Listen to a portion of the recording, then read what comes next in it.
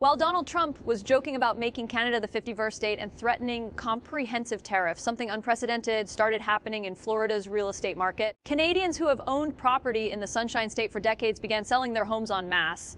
And the numbers tell a story that Florida's tourism industry desperately doesn't want you to know. Federal Reserve Bank data shows that just 1 month after Trump escalated trade tensions with Canada in early 2025, Palm Beach County home listings spiked to the highest level they've been in 10 years, not a gradual increase. Not a seasonal fluctuation, a spike, the kind of sudden surge that happens when an entire demographic makes a collective decision to get out. According to public records, 3 tiny homes with Canadian mailing addresses sold in 2025.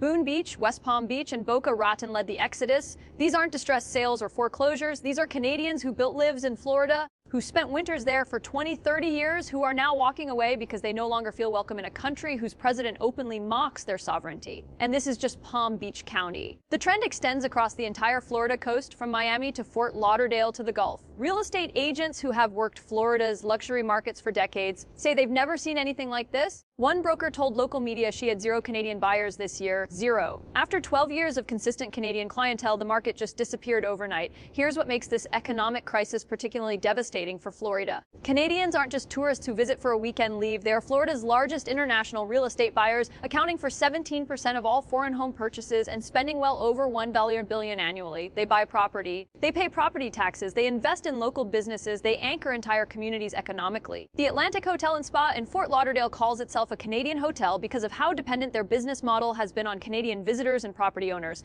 As of July 2025, their Canadian bookings were down 32% compared to the previous year. By December, the manager was publicly begging Canadians to return. "We have desperately seen a decline," she told reporters. "We are begging and welcoming and hoping that the Canadians come back, but they're not coming back. And the reason they're staying away has nothing to do with economics and everything to do with respect." Survey data from Fort Lauderdale hotels reveals exactly why Canadians are abandoning Florida. 50% of Canadian guests who stopped coming cited the economic environment that took effect in January 2025.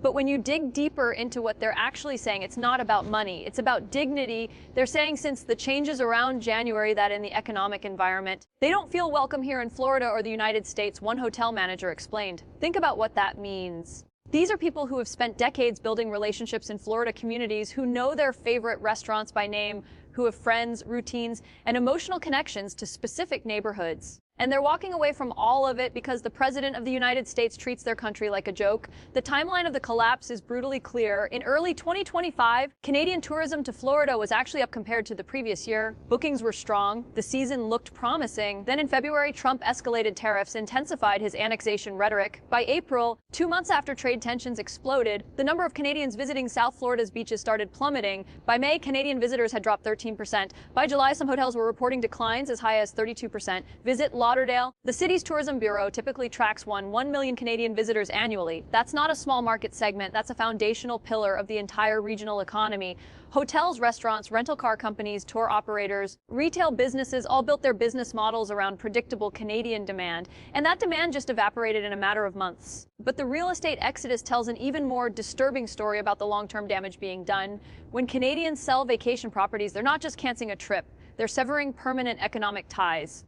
They're removing themselves from property tax rolls. They're ending relationships with property management companies, maintenance contractors, landscaping services, and all the ancillary businesses that depend on absentee owners. According to Florida realtors, the top Canadian buying corridor stretches from Miami to West Palm Beach. Exactly the area is now experiencing the sharpest drop in Canadian property ownership. Real estate analysts warn the trend is accelerating, not stabilizing. The season is just starting, so I think that trend is going to continue, one industry insider told local media. And here's the part that should terrify Florida's political leadership. These aren't temporary economic losses that will reverse when Trump leaves office or when trade deals get renegotiated. These are permanent market exits. Once Canadians sell their Florida properties and redirect their tourism dollars to the Caribbean, Mexico, or Europe, they're not coming back just because political conditions improve. The impact extends far beyond individual hotels or real estate transactions. Florida's entire tourism infrastructure has been built around a fundamental assumption that Canadians will always come south for the winter. They're called snowbirds for a reason. For generations, it's been as predictable as the changing seasons. Cold weather hits Ontario and Quebec, and hundreds of thousands of Canadians migrate to Florida's warmth for weeks or months at a time. But 2025 shattered that pattern. A recent Snowbird advisor survey found that 70% of Canadians who traditionally spend winters in the United States will still make the trip this year.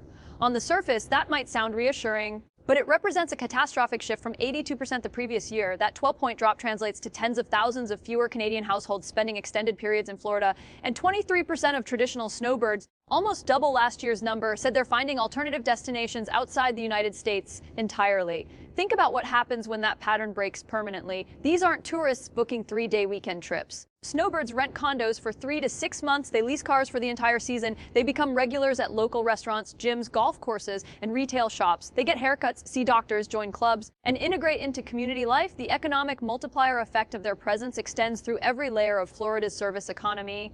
And now entire sectors are watching that foundation crumble. Visit Lauderdale data shows the collapse happened with stunning speed.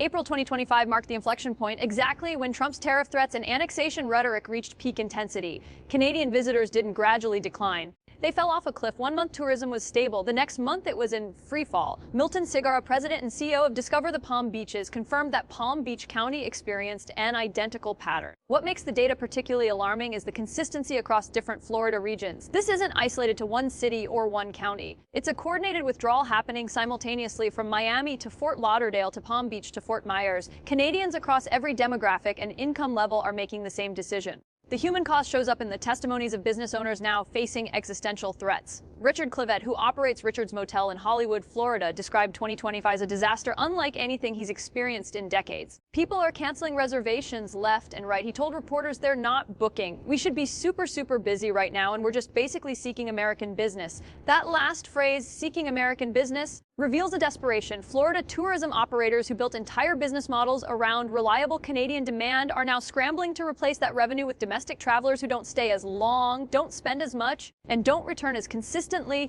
It's not a sustainable substitution, and business owners know it. The broader national picture is even more devastating. According to Tourism Economics, Canadian travel to the United States dropped just over 25% in early 2025 compared to the previous year. That's not a marginal decline. That's a quarter of all Canadian tourism to America simply disappearing within months of Trump's escalation. The U.S. Travel Association projects international tourism spending will decline by $7 billion in 2025 compared to the previous year, and they attribute the loss almost entirely to the collapse in Canadian visitors. In 2024, Canadian tourists contributed $25 billion to the U.S. economy and supported 140,000 American jobs. Those jobs aren't abstract statistics. They're hotel housekeepers in Fort Lauderdale, restaurant servers in Palm Beach, tour guides in the Keys, retail workers in outlet malls, real people whose livelihoods depend on Canadian spending that's now evaporating. A congressional report released in December 2025 documented the damage state by state. From January to October, the number of passenger vehicles crossing the U.S.-Canada border dropped 20% year over year. Some states saw declines as high as 27%. The report's conclusion was blunt. Businesses throughout the region are also reporting fewer tourists, more vacancies, and lower sales. What makes Florida's situation uniquely precarious is how dependent the state has become on a single international market. Nearly 3 million Canadians traveled to Florida in 2024. They weren't spread evenly throughout the year. They concentrated during winter months, filling hotels and rental properties precisely when domestic tourism traditionally slows. That seasonal pattern allowed Florida businesses to maintain year-round operations and employment. Without Canadian snowbirds, the winter shoulder season becomes economically unviable for thousands of businesses, and the political response from Florida's leadership, Governor Ron DeSantis, mocked the entire crisis, posting tourism statistics on social media claiming record numbers while conveniently ignoring the Canadian collapse. Yes, overall Florida tourism showed marginal growth in certain quarters when you combine all visitor categories, but that aggregate number obscures a fundamental restructuring. Brazilian tourists increased, European visitors rose slightly, but those gains don't offset the loss of Canadians who stay longer, spend more per capita, and return consistently year after year. DeSantis even took a shot at Ontario Premier Doug Ford, who had publicly stated he wouldn't visit Florida this winter for the first time in his life. The governor's dismissive tone revealed a dangerous disconnect from economic reality. When a major political leader from your largest international tourist market announces he's personally boycotting your state, that's not a political spat to mock on social media. That's a warning signal that the relationship has fundamentally broken. But Trump and his allies don't seem to grasp the permanence of the damage they're inflicting. They treat consumer boycotts like negotiating tactics that can be reversed with a press conference or a trade deal. That's not how markets work. That's not how human psychology works. Once consumers internalize that they're unwelcome, once they've made the emotional decision to redirect their travel and investment dollars elsewhere, they don't simply reverse course because politicians declare the crisis over. Canadians aren't staying away from Florida because of tariff percentages or trade policy details.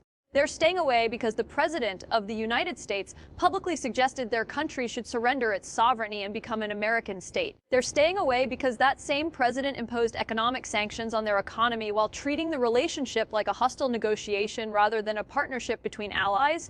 When a Canadian family sells their Fort Lauderdale condo after 20 years of ownership, they're not making a temporary political statement, they're making a permanent life decision. They're telling their children and grandchildren that this chapter is over. They're finding new vacation destinations, building new traditions, creating new memories in places where they feel genuinely welcome instead of tolerated. And while they're redirecting those tourism dollars, the data shows exactly where the money is going. Canadian international travel is actually up overall in 2025. They're spending $20 billion on travel within Canada and aid. $1 billion abroad, up 4% year over year. They didn't stop traveling. They stopped traveling to the United States. They're going to the Caribbean. They're booking European vacations. They're exploring Central and South America. They're discovering they can find warm weather and beautiful beaches without dealing with a president who insults them.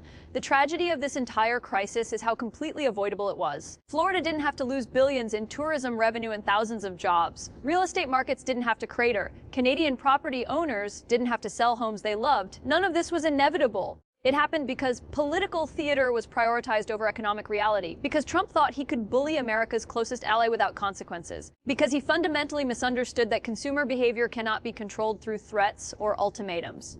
The Canadians who are selling their Florida properties and canceling their winter plans aren't the architects of this crisis. They're responding rationally to being treated with disrespect by the most powerful political leader in the country where they used to feel welcome. Florida businesses losing revenue, workers losing jobs, and communities losing economic vitality aren't casualties of Canadian hostility. They're casualties of American arrogance. And once trust is destroyed at this fundamental level, no trade agreement restores it. No diplomatic reset brings back families who've already found new places to build their winter memories. The damage is done in Florida will be paying the price for years to